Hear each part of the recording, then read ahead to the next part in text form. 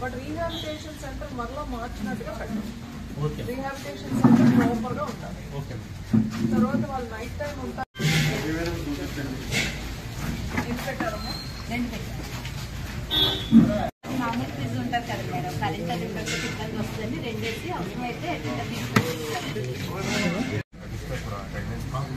Everyday attendance register maintain చేసి ఆ attendance అనేది డిస్ట్రిక్ట్ కమాండ్ కంట్రోల్ రూమ్ పంపించాలి. ఎంతమంది వచ్చారు అనేది పెట్టుకోవాలి. స్వీపర్ పంచాయతీ కూడా ఒకసారి అండి అమ్మా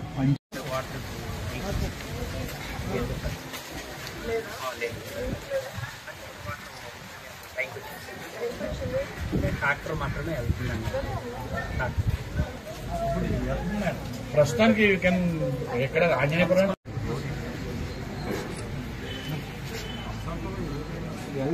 ఛాన్స్ లేదు. తెలియదండి మీరు నిడదోలు నుంచి వెళ్ళమ్మా. నిడదోలు నుంచి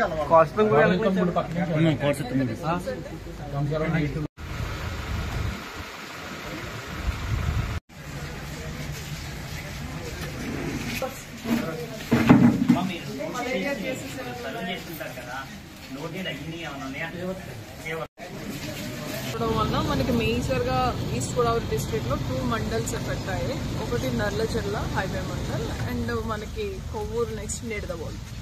సో ఈ 2 మండలాల్లో కూడా మనం పంట నష్టం అనేది ప్రిలిమినరీగా ఎన్యూమరేట్ చేసాం. ఆల్మోస్ట్ 7,600 వరకు ఉంది.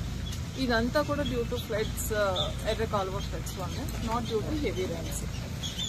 సో ఇప్పుడు దీనికి సంబంధించి మనం ప్రిలిమినరీగా రిపోర్ట్ చేస్తున్నాం గవర్నమెంట్కి. అట్ ద సేమ్ టైం ఎక్కడైతే కొంచెం మనం డ్రైన్ అవుట్ చేస్తే క్రాప్ని మనం సేవ్ చేయగలం అనుకుంటున్నాము, అలాంటి వాటి అన్నిటి కూడా మనకి డ్రామా ద్వారా మనం టీమ్స్ని ఫామ్ చేసి మనం బెయిల్అవుట్ చేయడానికి ఈ రోజు నుంచి ఏర్పాట్లు చేస్తున్నాం. అలానే కొన్ని ఇంజిన్స్ కూడా పెట్టి వాటర్ తోలించడం అనేది జరుగుతుంది. But what ever is damaged అది దాని వరకు గవర్నమెంట్కి రిపోర్ట్ చేస్తాం. యాజ్ యూజువల్గా మనకి క్రాప్ డ్యామేజెస్ రిపోర్ట్ చేశాక మనకి ఇన్పుట్ సబ్సిడీ అనేది ఉంటుంది. దానికి కూడా మేము రికమెండేషన్స్ గవర్నమెంట్ పంపించడం జరుగుతుంది. అలానే if the farmers coming forward for laying of crop another crop, we are going to supply seed under subsidy. ఇది కాకుండా రీహాబిటేషన్ సెంటర్స్ కూడా స్టార్ట్ చేయడం జరిగింది.